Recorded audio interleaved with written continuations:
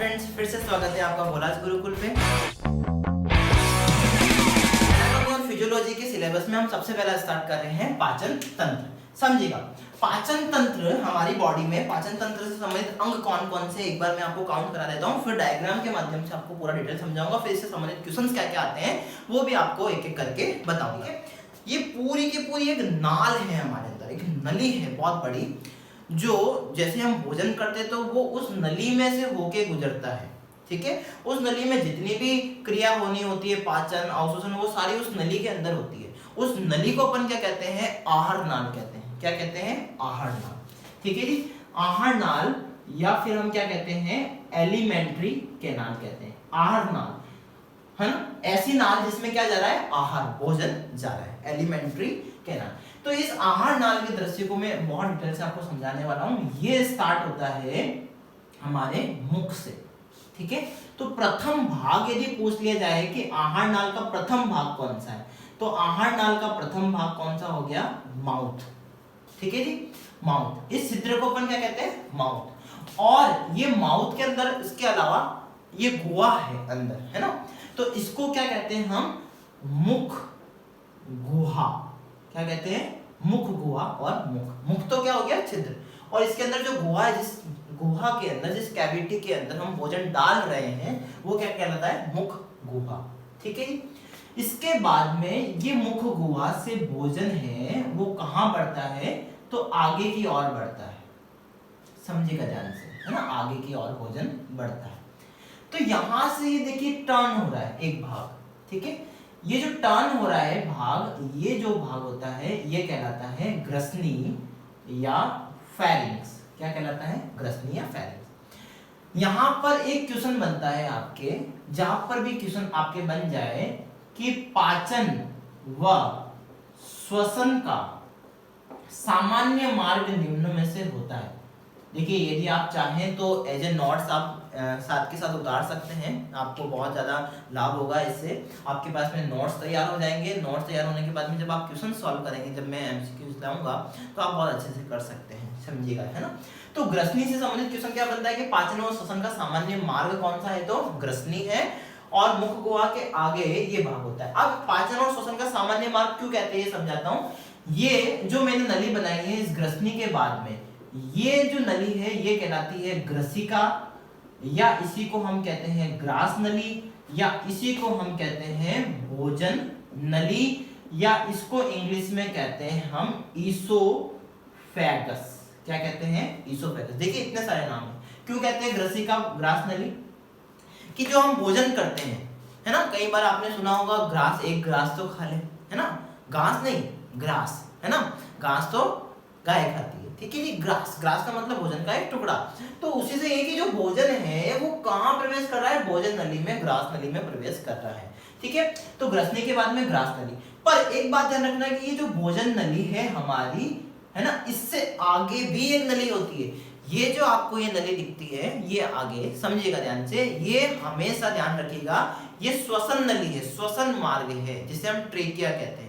इस श्वसन मार्ग या श्वसन नली के पीछे की ओर क्या उपस्थित होती है? तो ध्यान से समझिएगा, भोजन नली उपस्थित होती है। और आप फील कर सकते हैं कि इसमें जगह जगह छल्ले मिलेंगे आपको। ठीक है, फील कर सकते हैं, क्योंकि श्वास नली में सी आकार के छल्ले होते हैं, जो उपास्थि या कार्टिलेज के बने हुए होते हैं। एक एक क्वेश्चन बहुत इंपॉर्टेंट है ना, समझिएगा। सारी डिटेल में बताऊंगा आपको जब श्वसन तंत्र और डिटेल से पढ़ाऊंगा। तो अभी मैं आपको बता दूं कि इस ग्रसिका के आगे एक और नली होती है। इस ग्रसिका के आगे एक नली होती है, और ये जो नली होती है, इस नली के अंदर सी आकार के छल्ले पाए जाते हैं, ऐसे सी आकार के छल्ले। और ध्यान से समझिएगा, इस नली को ये पिचकने से बचाते हैं। यदि कभी गलती से श्वास नली पिचक गई, समझना, किसी दबाव के कारण, तो ऐसी स्थिति में तो श्वास लेना, क्योंकि ऑक्सीजन तो बहुत जरूरी है भाई अंदर जाना, तो ऐसी स्थिति में ये पिचकने से बचाते हैं ये छल्ले। ठीक है, सी आकार के छल्ले पाए जाते हैं। और ध्यान से समझिएगा, ये जो आगे वाली जो नली है, इस नली को हम क्या कहते हैं? तो श्वास नली कहते हैं, या फिर इसी को हम क्या कहते हैं? ट्रेकिया कहते हैं। क्या कहते हैं? ट्रेकिया कहते हैं। और अभी मैंने क्या बताया कि इसमें क्या पाए जाते हैं? तो सी आकार के छल्ले पाए जाते हैं। क्या पाए जाते हैं? सी आकार के छल्ले। और ध्यान रखिएगा ये सी आकार के छल्ले किसके बने होते हैं? क्वेश्चन आ जाए तो किसके बने होते हैं? कार्टिलेज या कार्टिलेज को ही हिंदी में अपन क्या कहते हैं? उपास्थि से निर्मित होते हैं। किससे निर्मित होते हैं? उपास्थि से। उपास्थि बताऊंगा मैं, अस्थि और उपास्थि डिटेल से बताऊंगा कंकाल तंत्र में। चलिए तो ध्यान रखिए, समझिएगा, आगे चलते हैं। अब ये जो भोजन है यहाँ पर मुख के अंदर पाचन से संबंधित कौन कौन सी संरचनाएं उपस्थित होती है? तो ध्यान से समझिएगा, यहाँ पर पाचन से संबंधित मुख में 3 संरचनाएं होती है। एक तो होते हैं दंत या दांत जिसे हम कहते हैं। एक संरचना होती है जीभ या जिह्वा, ओके जी। और एक संरचना होती है लार ग्रंथियां। ये 3 संरचनाएं पाचन से संबंधित होती है मुख में। देखिए सबसे पहली बात, वापस एक बार रिवाइज करिए कि आहार नाल का प्रथम भाग क्या कहलाता है? मुख, ठीक है। और मुख के आगे जो गुहा होती है मुख गुहा। मुख गुहा के आगे कौन सा अंग है? ग्रसनी। ग्रसनी क्या है? पाचन और श्वसन का सामान्य मार्ग। क्वेश्चन आ जाए, पाचन और श्वसन का सामान्य मार्ग क्या है? ग्रसनी। ग्रसनी के बाद में भोजन कहाँ प्रवेश करता है? तो ग्रसिका में। भोजन नली क्या कहलाती है? तो ग्रसिका कहलाती है। इसोफेगस कहलाती है। इसोफेगस कहाँ स्थित होती है? तो श्वास नली के पीछे, श्वास नली के पश्च भाग में स्थित होती है। क्वेश्चन आ जाए कि भोजन नली के अग्र भाग में क्या स्थित होती है? तो श्वास नली। श्वास नली को क्या कहते हैं? तो ट्रेकिया कहते हैं। और ट्रेकिया के अंदर क्या पाए जाते हैं? तो सी आकार के छल्ले पाए जाते हैं। क्वेश्चन आ जाए सी आकार के छल्ले किसके बने होते हैं? तो उपास्थि या कार्टिलेज के बने होते हैं। डन, आगे चलते हैं। नेक्स्ट, अब यहाँ पर इस ग्रसिका से आगे है ना, पर एक और बात यहाँ पर देखते हैं, दंत क्या काम करते हैं? दंत, दांत, इनको हम डिटेल से देखने वाले हैं। दंत सूत्र क्या होता है, दंत की संरचना क्या होती है, दंत कितने प्रकार के होते हैं, क्या क्या काम करते हैं, फुल डिटेल आएगा आगे। तो दंत नॉर्मली मैं आपको ओवरव्यू में बता रहा हूँ, सामान्य परिचय में बता रहा हूँ। तो दंत भोजन को काटने, चबाने, पीसने का कार्य करते हैं। मतलब ये भी अभी अभी जैसे मैंने सिलेबस में बताया आपको कि वृहद अणुओं को छोटे अणुओं में बदल रहे हैं, इसका मतलब ये भी पाचन कर रहे हैं। इसका मतलब ये भी पाचन कर रहे हैं। तो दंत भी क्या कर रहे हैं? पाचन कर रहे हैं। पर वो कौन सा पाचन कर रहे हैं? ध्यान रखना, ये कौन सा पाचन कर रहे हैं? यांत्रिक पाचन कर रहे हैं। क्वेश्चन आ जाए कि निम्न में से कौन सी संरचना यांत्रिक पाचन करती है? तो दंत करते हैं। यंत्र है ये, यंत्र, यंत्र से जैसे मशीनें होती है ना, मशीनें इस मशीन की तरह काम करते हैं। ये भोजन को काटने का, चबाने का कार्य करते हैं। तो ये कौन सा पाचन करते हैं? यांत्रिक। दूसरी बात, जीभ क्या करती है? जो जीभ है या जो जीवा है, ये जो भोजन कट जाता है दांतों से, छोटे छोटे भागों में टूट जाता है और लार ग्रंथियों से क्या निकलती है? लार निकलती है, ठीक है। लार में एंजाइम होते हैं, वो भी भोजन को पचाने के लिए, है ना, भोजन को पचाने के लिए एक एंजाइम होता है, बताऊंगा मैं आपको, लार एमाइलेज, टाइलिन जिसे कहते हैं। तो भोजन और लार को मिक्स किया जाता है, किसके द्वारा? जीभ के द्वारा। जीभ के 2 काम है, स्वाद लेना और भोजन को लार के साथ में मिश्रित करना। और लार ग्रंथियों का क्या काम है? तो लार ग्रंथियां, है ना, ध्यान रखना, 3 प्रकार की होती है, बताऊंगा। टोटल संख्या में 6 होती है। कहाँ कहाँ होती है डिटेल से बताऊंगा। ओके, लार ग्रंथियों का काम क्या है? याद रखना, लार का स्त्रावण करना। डन। चलिए नेक्स्ट, जब ये भोजन आगे की और मुख में सारा काम हो गया, उसके बाद में ये ग्रसनी में बढ़ता है। ध्यान रखना, यहाँ पर अभी मैंने आपको बताया कि पाचन और श्वसन का कॉमन मार्ग क्यों है, ये सामान्य मार्ग क्यों है? क्योंकि ध्यान समझिएगा, नासा छिद्रों से जो वायु आती है, वो वायु कहाँ खुलती है? वो छिद्र कहाँ खुलते हैं? जो नाक के जो छिद्र है वो कहाँ खुलते हैं? तो ग्रसनी में। नाक के जो छिद्र होते हैं वो कहाँ खुलते हैं? ग्रसनी में। तो वायु भी इसी माध्यम से कहाँ प्रवेश कर रही है? कहाँ प्रवेश कर रही है? श्वास नली में। और जो भोजन आ रहा है वो भोजन भी इसी मार्ग से, किस मार्ग से? ग्रसनी से, है ना, वो भी कहाँ प्रवेश कर रहा है? ग्रसिका में। मतलब ये कॉमन मार्ग हो गया, ठीक है।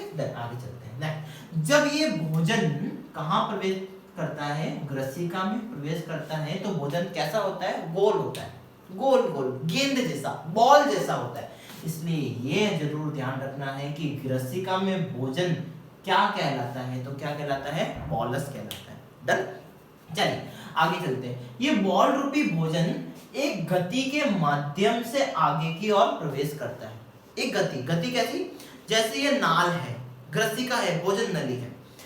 अब ये तो हार्ड है, पर जो ग्रसिका भोजन नली की दीवार होती है वो सॉफ्ट होती है, तो उस सॉफ्ट दीवार में जो पेशियां होती है उस पेशियों के माध्यम से गति होती है, गतियां होती है, पेशी मतलब मसल्स, है ना, तो वो इस प्रकार की गति होती है ना, संकुचन शिथिलन, संकुचन शिथिलन, इस प्रकार की गति होती है। इस प्रकार की गति से भोजन धीरे धीरे धीरे धीरे नीचे की ओर बढ़ता है, तो ये भोजन जो होता है वो धीरे धीरे इस मार्ग से होता हुआ आगे बढ़ता है। और ये जो गति यहाँ पर उपस्थित होती है, ध्यान से समझिएगा, यहाँ पर एक गति होती है जिसे हम क्या कहते हैं, क्रमाकुंचन गति कहते हैं, पेरिस्टालसिस, क्या कहते हैं, पेरिस्टालसिस कहते हैं, क्रमाकुंचन।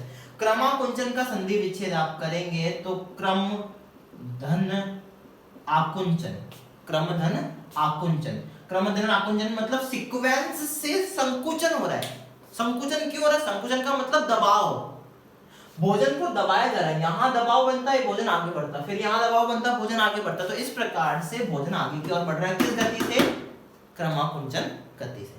चलिए उसके बाद ये जो भोजन है ये कहाँ प्रवेश करता है, तो ध्यान रखिएगा, ये जो भोजन है ये कहाँ प्रवेश करता है, आमाशय में।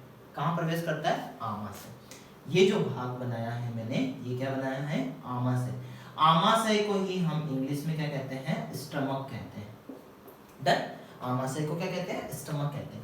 आमाशय के अंदर जो आमाशय की दीवारें होती है वो आमाशय की दीवारों से एक रस निकलता है, आमाशय की दीवारों से एक रस निकलता है, और इस रस को अपन क्या कहते हैं, तो ध्यान से समझिएगा, ये आमाशय की दीवारों से निकलने वाले रस को अपन क्या कहते हैं, जठर रस कहते हैं। जठर रस, आमाशय रस, गैस्ट्रिक जूस, नोट करिएगा, जठर रस, आमाशय रस या गैस्ट्रिक जूस इसे कहते हैं। और इस गैस्ट्रिक जूस में, इस जठर रस में क्या क्या होते हैं, क्वेश्चन आ जाए, इस जठर रस के संगठक क्या क्या होते हैं, इस जठर रस में क्या क्या होते हैं, तो ध्यान से समझिएगा।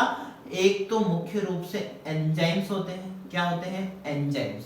एंजाइम क्या होते हैं मैं आपको डिटेल से बताऊंगा। एंजाइम को हिंदी में कहते हैं विकर, ठीक है। जैसे मैंने बताया अंतःस्रावी ग्रंथियों से हार्मोन्स निकलते हैं, वैसे ही बहिस्रावी ग्रंथियों से एंजाइम्स या अन्य पदार्थ निकलते हैं, ठीक है। प्रोटीन के बने होते हैं सामान्यतः, ये भी ध्यान रखना है, हार्मोन एंजाइम ही ज्यादातर प्रोटीन के बने हुए होते हैं, प्रोटीन से निर्मित होते हैं। चलिए अब बात करते हैं आगे, नेक्स्ट ध्यान से, एक और क्वेश्चन यहाँ पर आया हुआ भी है एग्जाम में।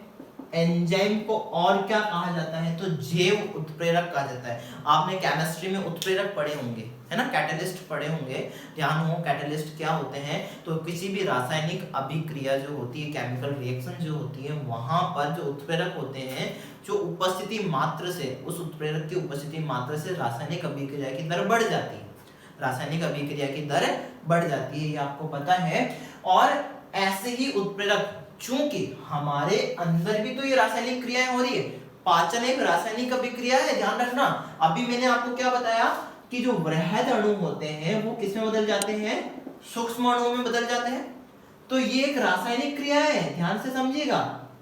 पाचन, श्वसन और ये क्या है, रासायनिक अभिक्रिया ही तो है।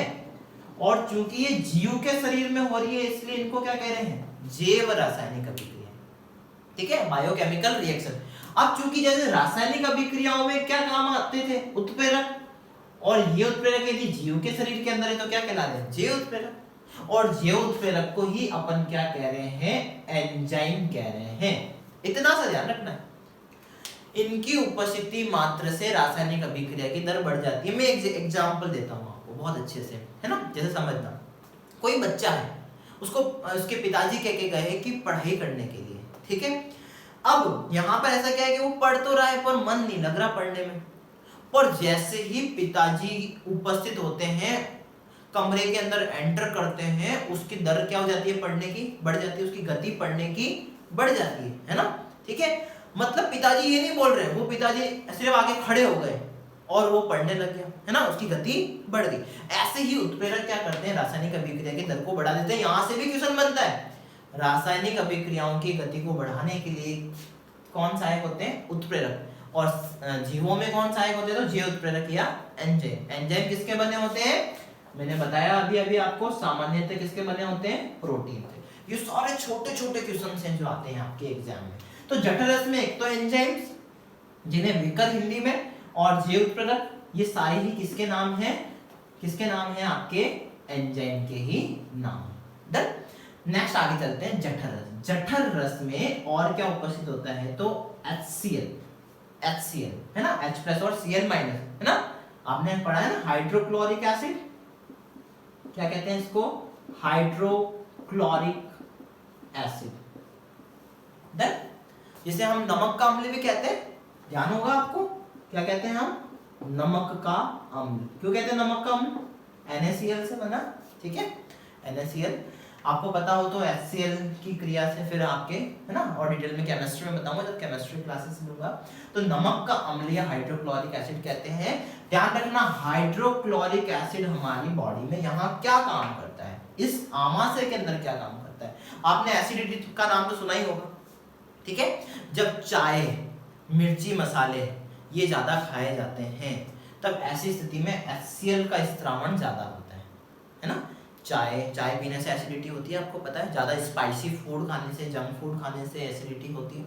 और वो एसिड जो होता है यहाँ निकलता है, यदि अधिक मात्रा में वो निकलता है तो उसको एसिडिटी या हार्ट बर्निंग कहते हैं। और ये हमारी अंदर जो आमाशय की दीवारें होती है, आहार नाल की दीवारें होती है, उसको बर्न करता है। और बर्न करने के बाद में वहां पर बहुत सारे फफोले, जिसे हम कहते हैं अल्सर, जिसे हम कहते हैं अल्सरेशन, नाम तो सुना होगा आपने, अल्सरेशन जिसे कहते हैं, वो हो जाता है, ठीक है। इसलिए चाय और स्पाइसी फूड ज्यादा मात्रा में सेवन नहीं करना चाहिए। अब यहाँ पर देखिए, हर चीज की पर्याप्त मात्रा लाभदायी होती है, पर अति सर्वत्र वर्जित। अति सर्वत्र वर्जित मतलब अति हमेशा क्या होती है, खराब होती है। तो यहाँ पर भी ऐसा ही है कि ये HCl काम का है, लाभ करता है, क्या काम करता है ये, तो HCl ध्यान रखना, एक तो माध्यम प्रदान करता है, कौन सा माध्यम, अम्लीय माध्यम, एसिडिक मीडिया जिसे हम कहते हैं, एसिडिक मीडिया। ये एसिडिक मीडिया देता है। एसिडिक मीडिया क्यों देता है तो भी बताऊंगा मैं अभी आपको। और HCl का एक कार्य है कि ये ध्यान से समझिएगा, जीवाणुनाशक है। क्या है, जीवाणुनाशक। जीवाणुनाशक को हम बोलते हैं बैक्टीरियोसाइड। क्या बोलते हैं, बैक्टीरियोसाइड। समझिएगा ध्यान से। अब ये जो जठररस है, ये जो भोजन आ रहा है, इस भोजन में क्या क्या उपस्थित है तो बता दूं मैं आपको। इस भोजन में जो हम आहार करते हैं, संतुलित आहार, हमने, आपने सुना ही होगा ना नाम तो, संतुलित आहार, है ना, संतुलित आहार, बैलेंस डाइट। इस बैलेंस डाइट के पहले 6 तत्व थे, उसके बाद में एक 7वां तत्व और बढ़ गया है। देखो काउंट करवा देता हूं यदि आप लिखना चाहें तो। कार्बोहाइड्रेट, वसा, प्रोटीन, ठीक है, विटामिन, खनिज लवण, जल, रेसे, फाइबर्स, ओके। ये 7 तत्व किसके होते हैं, संतुलित आहार के। और भोजन में हम यही खाते हैं, आपको पता है, ठीक है। जितनी भी प्रकार की हम अनाज खा रहे हैं, रोटियां जितनी भी प्रकार की खा रहे हैं, वो रोटियां क्या है, तो कार्बोहाइड्रेट है, ये ध्यान रखना है आपको, ठीक है। जितनी भी प्रकार की रोटियां हम खा रहे हैं वो क्या है, कार्बोहाइड्रेट है ना। दाल, प्रोटीन, अंडा, मांस, ठीक है, सोयाबीन, ये जितनी भी चीजें खा रहे हैं वो क्या है, प्रोटीन है ना। दूध में भी प्रोटीन होता है, पता है आपको, केसिन प्रोटीन, याद रखना, ठीक है। दूध में जो प्रोटीन होता है केसिन प्रोटीन होता है। और दूध में जो शर्करा होती है वो होती है लैक्टोज शर्करा, कई बार क्वेश्चन बना है, ठीक है। तो इस प्रकार से प्रोटीन खा रहे हैं, चलो भाई ठीक है। इसके अलावा यदि मैं बात करूं तो तीसरा क्या हो गया, जितनी भी प्रकार की ऑयली चीजें हैं वो क्या हो गया, वसा। तो सामान्यतः ये 3 मुख्य चीजें पचती है हमारे अंदर। इन तीनों चीजों को डिटेल से हम देखेंगे जब हम डिटेल देखेंगे पाचन तंत्र का, कार्बोहाइड्रेट, प्रोटीन और वसा। तो ये 3 चीजें हमें धीरे धीरे करके पचानी है। कौन कौन सी, कार्बोहाइड्रेट, वसा और प्रोटीन। मुख्य रूप से ये 3 है, बाकी और डिटेल से हम देखेंगे। तो देखिए ध्यान से समझिएगा, मुख से ही पाचन प्रारंभ हो जाता है, क्योंकि मुख में जो लार होती है, उस लार में मैंने आपको बताया था पहले एंजाइम होता है। तो यहां से स्टार्ट हो जाता है भाई, कार्बोहाइड्रेट का पाचन यहां से स्टार्ट हो जाता है। उसके बाद में जब यहाँ भोजन प्रवेश करता है तो ग्रसिका में किसी भी प्रकार का एंजाइम नहीं है, यहाँ पाचन नहीं होता है। देखो हर चीज का कथन और कारण वाला क्वेश्चन आता है यूपीएससी एग्जाम में, आईएएस एग्जाम्स में। तो कथन और कारण में इस प्रकार के क्वेश्चन बनते हैं, इसलिए आपको हर एक चीज का छोटा से छोटा डिटेल पता होना चाहिए, ठीक है, चाहे वो एमबीबीएस ले लीजिए, एआईपीएमटी ले लीजिए, आईएएस ले लीजिए, पीसीएस ले लीजिए, किसी भी प्रकार के एग्जाम्स है उसमें आपको ये क्वेश्चंस कथन और कारण में पूछे जाते हैं कि ग्रसिका में सामान्यतः पाचन की क्रिया होती है तो नहीं होती है, हाँ नहीं होती है। कहाँ होती है? तो मुख में होती है, चलो ग्रसिका में नहीं होती है, आमाशय में हो रही है, ठीक है। तो कार्बोहाइड्रेट यहाँ बच रहा है, थोड़ा बहुत यहाँ बच रहा है, बिल्कुल है ना। उसके बाद में जो यहाँ जठर रस के माध्यम से जो पाचन होता है, ध्यान रखना, तो वो किसका पाचन होता है? प्रोटीन का पाचन। सामान्यतः आमाशय में सर्वाधिक मात्रा में, ज्यादातर मात्रा में किसका पाचन होता है? तो प्रोटीन का। इसका मतलब माना कि हमने रात में दाल बाटी खाई थी भाई, दाल बाटी खाई थी, जो बाटी है वो क्या हो गया? कार्बोहाइड्रेट हो गया। बाटी के अंदर हमने तिल्ली का तेल डाला, वो क्या हो गया भाई? वसा हो गई। इसके अलावा हमने दाल डाली, वो क्या हो गई? प्रोटीन, ठीक है भाई।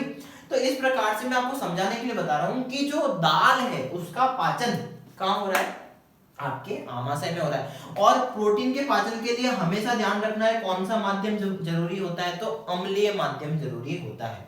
और एक और बात, तो आपको समझ में आ गया होगा कि यहाँ पर HCl क्या देता है? अम्लीय माध्यम देता है। किसके पाचन के लिए? प्रोटीन के पाचन के लिए।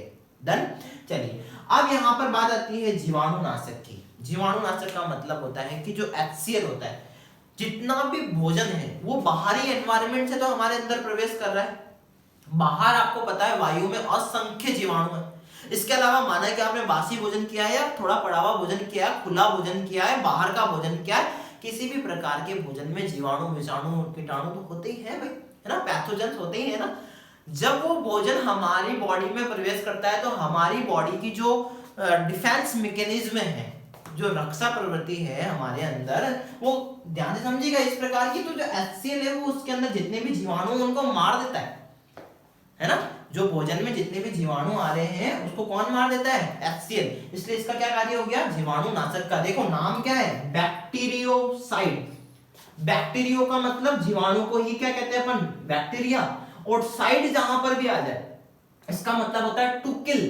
टू किल का मतलब मारना, ध्यान रखना, है ना। जैसे आपको एग्जांपल बताता हूं मैं, है ना, एग्जांपल अलग से बताता हूं। आपने एक शब्द तो सुना ही होगा, सुसाइड। शब्द सुना है? सुसाइड, सुसाइड सुना है आपने शब्द?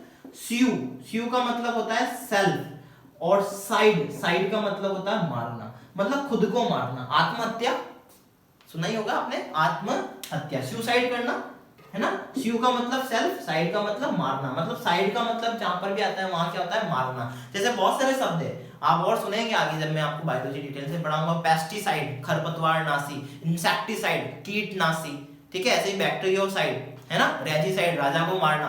इंग्लिश में भी बहुत सारे आपको ऐसे शब्दों का इस्तेमाल मिलेगा। तो बैक्टीरियोसाइड मतलब बैक्टीरिया को मारने वाला होता है कौन? HCl। यहां तक डन।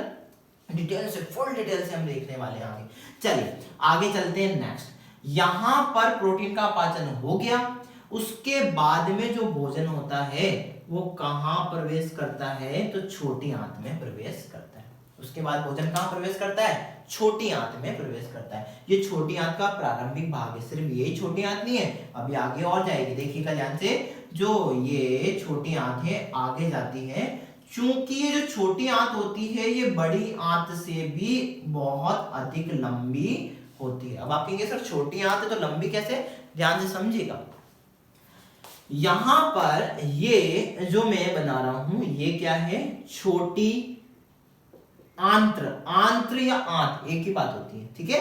आंत्र लिखो या आंत लिखो एक ही बात है। छोटी आंत जिसे हम कहते हैं small intestine. Okay done. Small intestine जो होती है इसके मुख्य कितने भाग होते हैं? तो ध्यान से समझिएगा, 3 भाग होते हैं। कौन कौन से? इसको याद रखने के लिए DJI, डीजे ऑफ इंडिया याद रखने के लिए ट्रिक है। डीजे ऑफ इंडिया याद रखने के लिए DJI। कौन कौन से भाग है? जो प्रथम भाग है, ये आपका जो प्रथम भाग है कौन सा हो गया? D। उसके बाद में द्वितीय भाग J और लास्ट भाग I, ठीक है जी। इनके नाम देखते हैं, है ना। इनको इंग्लिश में कहते हैं ड्यूडिनम। क्या कहते हैं? ड्यूडिनम। दूसरा भाग है इसको कहते हैं हम जेजुनम, और तीसरा भाग है इसको हम कहते हैं इलियम, ठीक है। इन तीनों भाग के हिंदी नाम भी बता देता हूं मैं आपको। ड्यूडिनम जो है, ड्यूडिनम को हिंदी में कहते हैं ग्रहणी। क्या कहते हैं? ग्रहणी। और इन दोनों को सम्मिलित रूप से हम क्या कहते हैं? शुद्रांत्र। क्या कहते हैं? शुद्रांत्र, छोटी आंत, शुद्र आंत, क्षुद्र आंत, छोटी आंत। चलिए आगे चलते हैं ना। तो ऐसे जेजुनम को हम बात करें तो हिंदी में कह सकते हैं अग्र शुद्रांत, और ये क्या हो गई? पश्च शुद्रांत, है ना बात की। चलिए नेक्स्ट। तो छोटी आंत के तीन भागों में जो प्रथम भाग है, उस प्रथम भाग को अपन ने अभी क्या बोला? इस प्रथम भाग को क्या बोला? ग्रहणी। क्या बोला? ग्रहणी। ठीक है, ध्यान रखना ग्रहणी से संबंधित क्या क्या क्वेश्चन आते हैं। तो ग्रहणी से संबंधित क्या क्या क्वेश्चन आते हैं, तो सबसे पहली बात, छोटी आंत का प्रथम भाग क्या कहलाता है? ग्रहणी। भोजन आमाशय से कहां प्रवेश करता है? तो छोटी आंत में, और छोटी आंत ऑप्शन में नहीं हो और भाग दे दिया जाए तो ग्रहणी में। कौन से भाग में? ग्रहणी में प्रवेश करता है। नेक्स्ट क्वेश्चन यहां से एक और बनता है कि जो ग्रहणी होती है, ध्यान रखना, सी या यू आकार की होती है। सी या यू आकार की। देखिए आप खुद ही देख पा रहे होंगे, ये सी आकार की है, यूं देखे तो यू आकार की। ठीक है, तो ये जो छोटी आंत है, ये छोटी आंत का जो प्रथम भाग है वो सी आकार का या यू आकार का होता है। यहाँ पर और भी बहुत सारी चीजें हैं जो मैं आपको डिटेल से बताऊंगा कि इस छोटी आंत के प्रथम भाग से यहाँ पर एक मिश्रित ग्रंथि जुड़ी हुई होती है, पत्ती जैसी ग्रंथि। पत्ती होती है, पेड़ की पत्ती देखी होगी आपने, है ना, पेड़ की पत्ती देखी होगी, बिल्कुल पेड़ की पत्ती के समान यहाँ पर एक संरचना पाई जाती है। पेड़ की पत्ती के समान ये जो संरचना होती है ये कहलाती है अग्नाशय। क्या कहलाती है? अग्नाशय। ठीक है, यही लिख देता हूं, अभी और डिटेल पढ़ाना है मेरे को आपको। ठीक है, तो ये क्या कहलाती है? अग्नाशय कहलाती है, पैनक्रियाज। ठीक है, इसके अलावा एक और बात बता दूं, मैं वहां पर और डिटेल से बताऊंगा आपको। इससे एक और नलिका जुड़ी हुई होती है जो संबंधित होती है लीवर से। लीवर कहां होता है? ये देखिएगा, मैं आपको बता देता हूं। ये आपकी भोजन नली आई, भोजन नली, ये भोजन नली आई, और ये ऊपर का भाग क्या हो गया? चेस्ट, और ये हो गया डायफ्राम। वक्ष और उदर, इन दोनों भागों को एक संरचना सेपरेट करती है, जिसे यहाँ ये जो संरचना है इसको कहते हैं डायफ्राम, तनुपट, है ना। डायफ्राम को हिंदी में क्या कहते हैं? तनुपट। ओके, तो ये जो भोजन नली है, जो डायफ्राम होता है वो ऐसे होता है। तो ये जो भोजन नली जो होती है ग्रसिका, इस डायफ्राम को छेद के, ध्यान रखना, इस डायफ्राम को छेद करके किसमें प्रवेश करती है? उदर में। इसका मतलब यहां पर एक ये संरचना है, देखिए ये कौन सी है? डायफ्राम। ठीक है, ये संरचना कौन सी हो गई? डायफ्राम। और इसमें ये छेद करके, है ना, ये छेद करके ये अंदर प्रवेश कर रही है भाई, है ना, अंदर प्रवेश कर रही है। फिर यहाँ क्या है? आमाशय। मतलब उधर कौन से भाग, जो आमाशय है वो किस भाग में होता है? तो किस भाग में होता है आपको ध्यान रखना है? उदर में। ठीक है, और ग्रसिका और ये सारे भाग किस भाग में होते हैं? वक्ष में। ठीक है, किसमें होते हैं? वक्ष भाग में। आ जाएगा समझ में? चेस्ट और एब्डोमेन, इंग्लिश में क्या बोलते हैं इसको? थॉरेक्स। इंग्लिश में क्या बोलते हैं इसको? थॉरेक्स। और उदर को क्या बोलते हैं हम? एब्डोमेन। ठीक है, और डिटेल चलेंगे हमारा। इसके बाद देखिएगा, ये जो ग्रहणी है, इस ग्रहणी में भोजन यहाँ प्रवेश कर गया।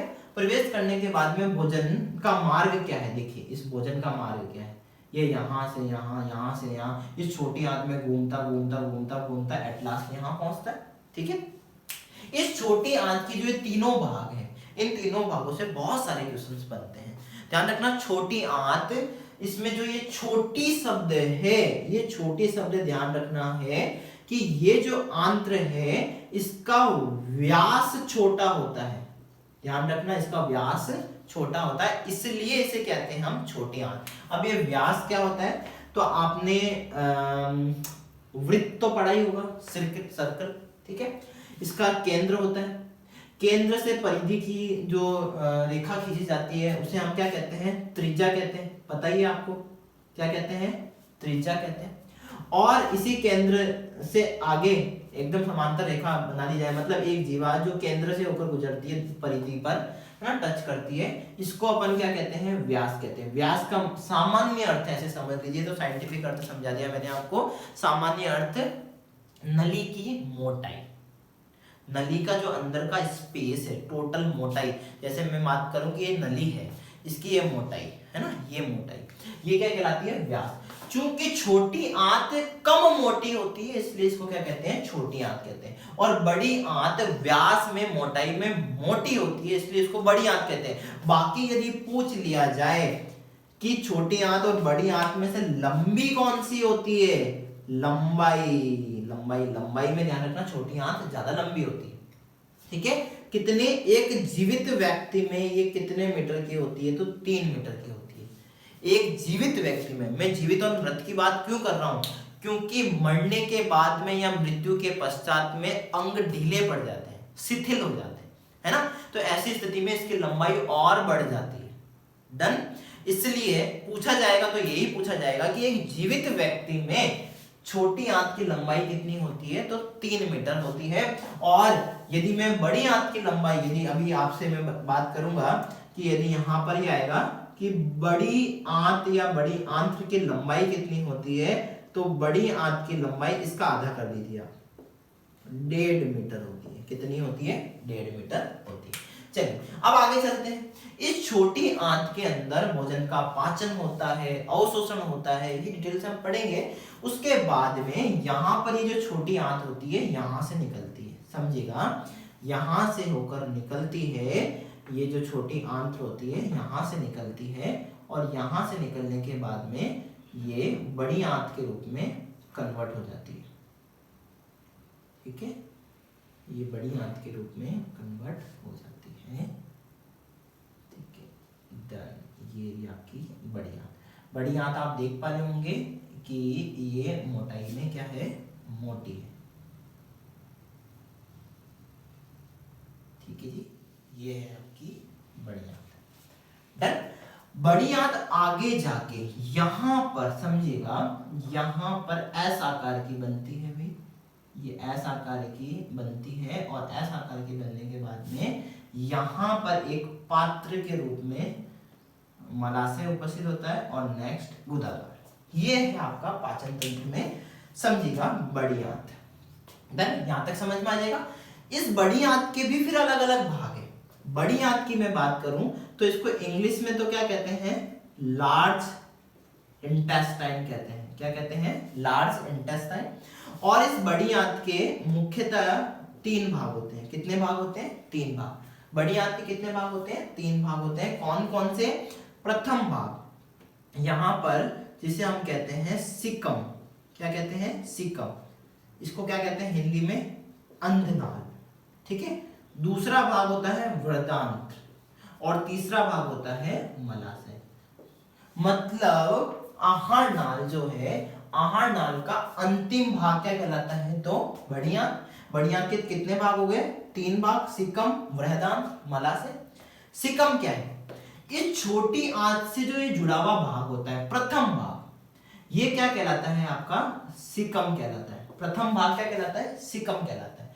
नेक्स्ट देखिएगा, फिर ये भोजन है, देखिए ये घूमता घूमता भोजन आ रहा है ना, छोटी आंत में यहां प्रवेश किया, यहां से फिर भोजन वापस ऊपर जाता है, ऊपर जाता है, और ऊपर जाने के बाद में ये देखिएगा ध्यान से, ठीक है, ये आपका छोटी आंत का है ना, फिर वापस यहां जाता है, यहां से यहां, ये मार्ग बता रहा हूं मैं भोजन का आपको कि भोजन किस प्रकार से आगे की ओर, और यहां पर भोजन क्या होता है, इकट्ठा होता है। जो अपचित भोजन होता है, अपचित भोजन है ना, वो कहां इकट्ठा होता है, मलाशय में।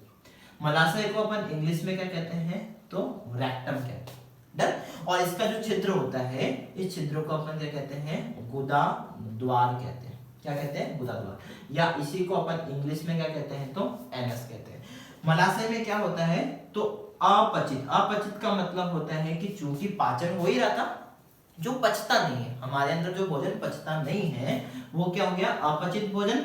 इस अपचित भोजन का संग्रहण कहाँ होता है, तो अपचित भोजन का संग्रहण कहाँ होता है, तो मलाशय में होता है। मल धन आशय, ध्यान रखना, अपचित भोजन को अपन क्या कहते हैं, मल कहते हैं, और आशय ध्यान से समझिएगा, आशय शब्द जहां पर भी आ जाए आपकी बायोलॉजी में, कहीं पर भी आ जाए, वहां ध्यान रखना संग्रहण की क्रिया होती है। कौन सी क्रिया होती है, संग्रहण की। इसका मतलब आशय शब्द जहां पर भी आ जाए वहां पर क्या होता है, संग्रहण। जैसे मैं बताता हूँ, देखिए जैसे पित्ताशय, पित्त का संग्रहण, मलाशय, मल का संग्रहण, मूत्राशय, मूत्र का संग्रहण।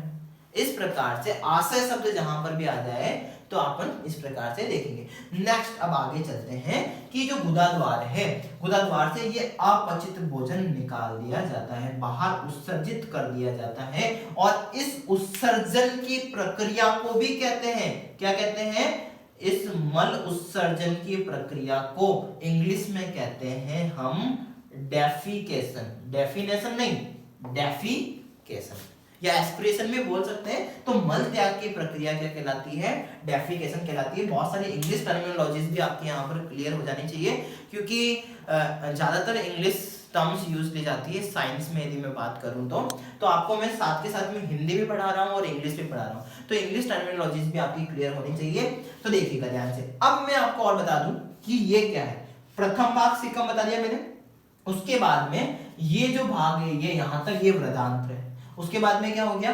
मलाशय। अब इस वृदांत्र के भी आगे और बहुत सारे भाग है, देखिए कौन कौन से आगे। वृदांत्र, इसको कॉलोन भी कहते हैं। क्या कहते हैं?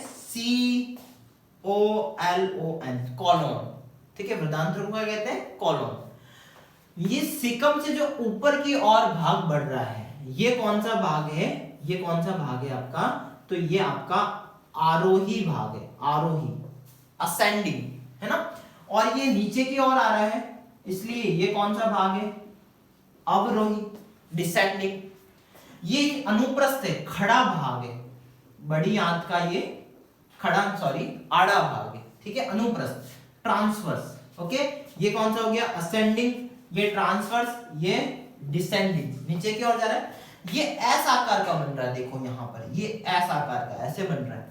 ये भाग क्या कहलाता है? सिग्मोइड। क्या कहलाता है? सिग्मोइड। आपने केमिस्ट्री फिजिक्स में सिग्मोइड वक्र पढ़ा होगा। सिग्मोइड मतलब ऐसा आकार का वक्र, है ना। तो इसके कितने भाग हो गए वृदांत्र के? आरोही, असेंडिंग, डिसेंडिंग, असेंडिंग के बाद में ट्रांसवर्स, ट्रांसवर्स के बाद में डिसेंडिंग, डिसेंडिंग के बाद में सिग्मोइड। ये सीक्वेंस हो गया आपका, ठीक है, वृदांत्र का। तो वृदांत्र के भी कितने भाग हो गए? 4 भाग हो गए। इस प्रकार से ये हमारा पूरा के पूरा क्या है? पाचन तंत्र है। एक और बात समझ लीजिए, जो पाचन तंत्र है, वो जो पाचन की प्रक्रिया है, जो पाचन की क्रिया है, इस पाचन तंत्र की क्रिया में एट लास्ट टॉपिक में और बता दूं मैं आपको कि 5 चरण होते हैं। कितने चरण होते हैं? 5 चरण होते हैं। पाचन की क्रिया के कितने चरण होते हैं? क्वेश्चन पूछ लिया जाए तो 5 चरण होते हैं। और पाचन की प्रक्रिया के 5 चरण कौन कौन से हैं? सबसे पहला है अंतर्ग्रहण।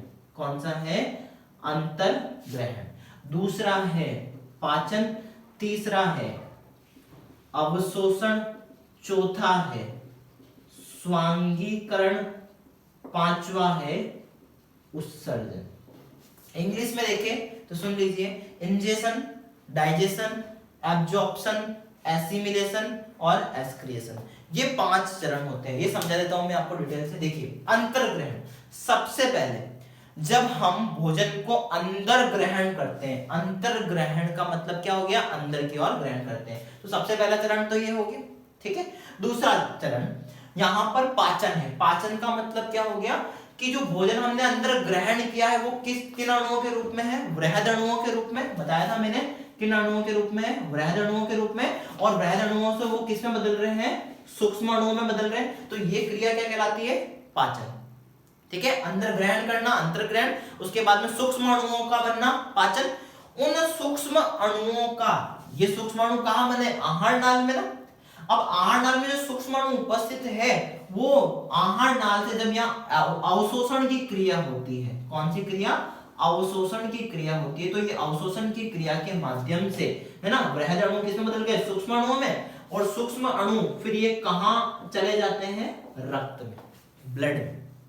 ठीक है, सिलेबस में मैंने आपको बताया था कि जो परिसंचरण तंत्र होता है वो फिर इन अणुओं को कहां तक पहुंचाता है? सेल्स तक, कोशिकाओं तक। फिर कोशिकाओं में ऊर्जा निर्माण की क्रिया होती है, वो क्या कहलाती है? स्वांगीकरण। ठीक है जी। और जो अपचित भोजन होता है वो बाहर निकाल दिया जाता है, उसको क्या कहते हैं? उत्सर्जन। तो ये आपको पांचों प्रक्रिया समझ में आ गई होगी। अंतर्ग्रहण, पाचन, अवशोषण, स्वांगीकरण और उत्सर्जन। डन। अब यहाँ से बहुत सारे क्वेश्चंस बनते हैं बहुत सारे क्वेश्चंस। तो आप रेडी हैं सारे क्वेश्चंस के लिए?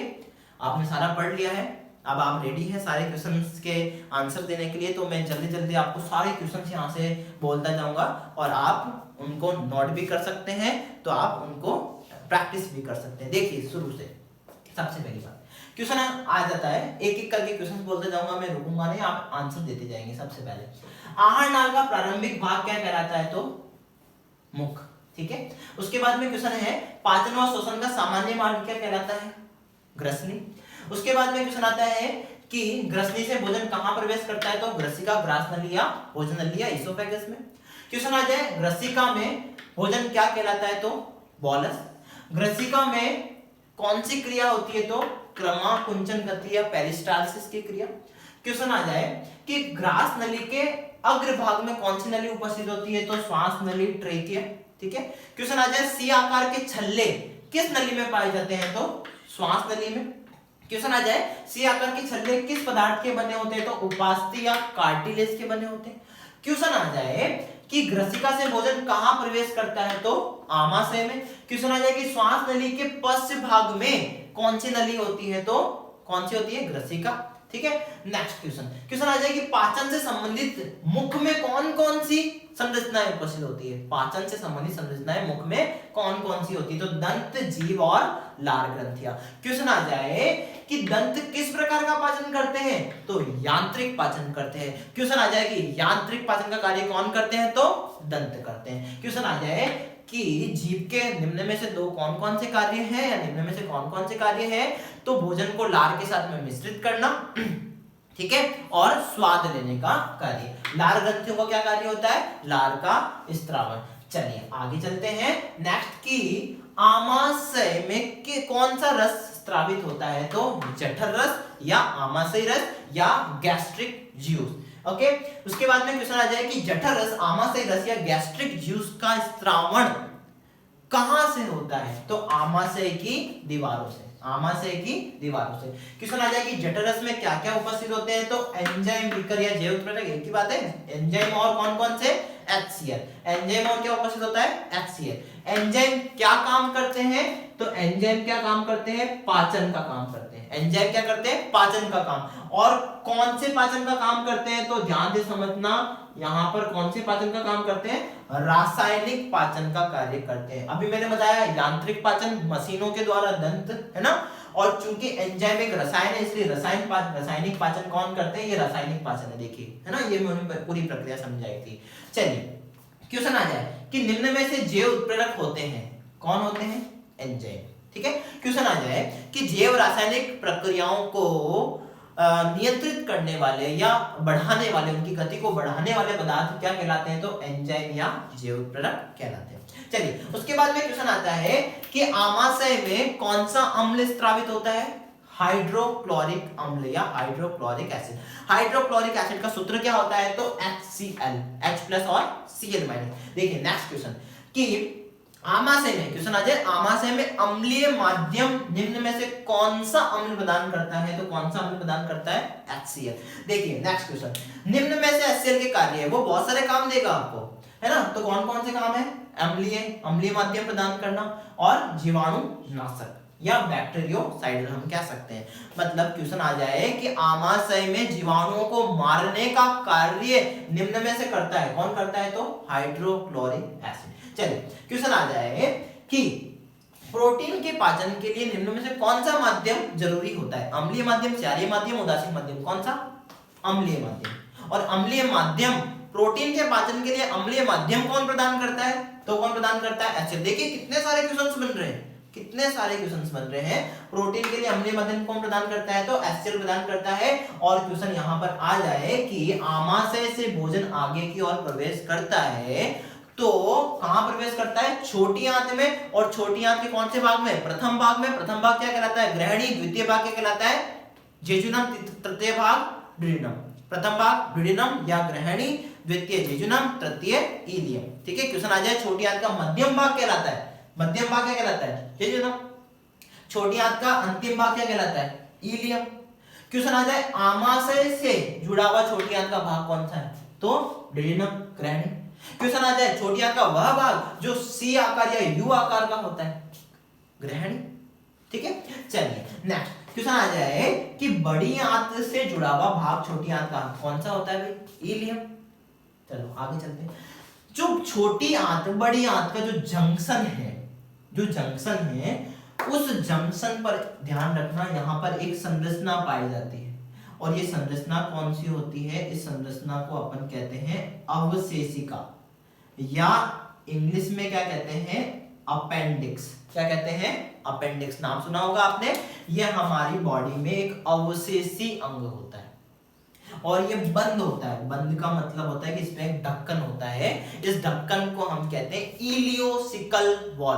क्या कहते हैं, इलियोसिकल वॉल। यहां पर समझिएगा, ये प्रॉपर जो ये पूरा के पूरा ढक्कन इस प्रकार से ही होता है, इस पे भी ढका हुआ होता है, तो ये यहाँ पर भी होता है। मतलब ये इलियम से जब भोजन यहाँ प्रवेश करता है तो इसके बीच में ढक्कन है। मतलब एक कह सकते हैं कि एक नियंत्रण मार्ग है ना, जो नियंत्रित कर रहा है भोजन को इधर से इधर जाने के लिए। वैसे ही जैसे यहाँ पर भी होता है, जब आमाशय से भोजन छोटी आंत में प्रवेश करता है तो यहाँ पर भी है ना एक स्प्लिंटर होता है, जिसे हम क्या कहते हैं, पाइलोरिक स्प्लिंटर। ओके, और यहाँ पर भी स्प्लिंटर होता है। जब ग्रसिका से भोजन कहाँ प्रवेश करता है, आमाशय में, इसको क्या कहते हैं, कार्डियक स्प्लिंटर। डिटेल से पढ़ेंगे हम। तो ये अवशेषिका अपेंडिक्स भाग होता है। तो क्वेश्चन आ जाए कि पाचन तंत्र में अवशेषी अंग कौन सा होता है, अपेंडिक्स होता है। क्वेश्चन आ जाए कि छोटी आंत बड़ी आंत का वह भाग जो छोटी आंत से जुड़ा हुआ होता है, कौन सा, सिकम। और बड़ी आंत का प्रथम भाग क्या कहलाता है, तो भी सिकम। सिकम के बाद में आरोही वृदांत्र, उसके बाद में अनुप्रस्थ वृदांत्र, उसके बाद में अवरोही वृदांत्र, उसके बाद में सिग्मोइड, और सिग्मोइड के बाद में एक आशय या एक पात्र जिसमें अपचित भोजन का संग्रहण होता है, वो क्या कहलाता है, मलाशय। ठीक है, उसके बाद में यहाँ पर गुदा द्वार के द्वारा मल का उत्सर्जन होता है और ये क्रिया क्या कहलाती है, डेफिकेशन कहलाती है। इस प्रकार से ये पूरा के पूरा पाचन तंत्र आपका शायद सामान्य परिचय आपका क्लियर हो गया होगा। अब इसका और डिटेल हम देखने वाले हैं। डिटेल क्यों पढ़ रहे हैं आपको पता है, हम हर प्रकार के एग्जाम को क्रैक कर पाए, यही हमारा टारगेट है। और इसके लिए आपको फुल डिटेल साइंस आपको यहाँ पर बोला गुरुकुल पर अवेलेबल है और आप इसको कंटिन्यू रखिएगा। और कंटिन्यू रखेंगे तो आपको सारी की सारी जो साइंस से संबंधित सारी क्लासेज है वो आपको फुल डिटेल में मिल जाएगी। ओके।